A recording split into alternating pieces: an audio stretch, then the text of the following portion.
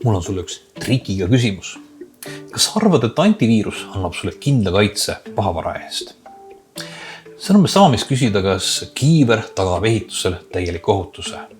Kiiver ei kaitse sind näiteks katuselt alla kukkumise eest, samuti selle eest, et näpp sae vahele ei jääks. See ei tähenda, et kiiver ei oleks hea lahendus, aga mõtle kogu aeg erinevatele kaitsemeetmetele. Arvuti puhul võiks tuua 3 soovitust. Kõigepealt antiviirus. Windowsi puhul piisab selleks täiesti rahulikult tavalisest Windows Defenderist. Soovi korral võid lisada või panna ka mõned tasuta antiviiruse, näiteks Malwarebytes. Aga arvesta sellega, et üks petuskeeme on see, et internetis soovitatakse sulle paigaldada tasuta antiviirus, mis tegelikult kas siis on ise pahavara või lihtsalt ei tee mitte midagi kasulikku.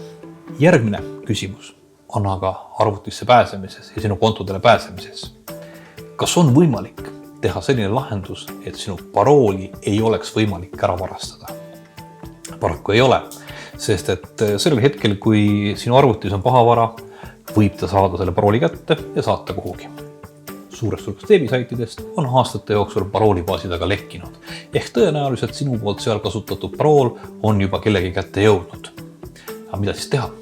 On üks selline nipp, mida tuntakse ingliskeelse nimetusega two-factor authentication või eesti keeles mitmefaktori või kaksik autentimine. See tähendab seda, et on midagi, mida sa tead, ehk parool ja midagi, mida sul on. Näiteks telefonis olev võtmegeneraator või SMS, mis saadetakse telefonile. Toimib see praktikas niimoodi. Gmaili sisse logimisel sisestan oma kasutajanime ja parooli.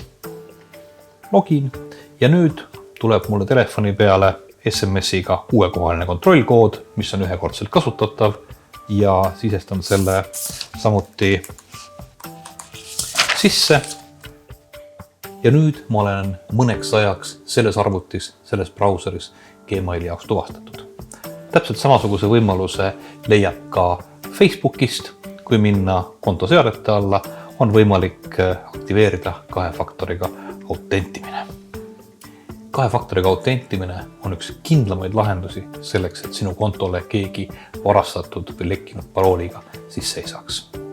Minu 3. soovitus on aga selline, mida on veidikene raske anda, sest selleks on reklaamiblokeerija kasutamine.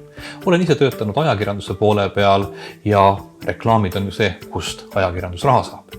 Sellega seoses prooviks selle soovituse anda niipidi, et telli kindlasti oma lemmikväljaande digipakett, olgu selleks siis Delfi, Postimees, The Guardian, New York Times, niimoodi saavad ajakirjanikud raha.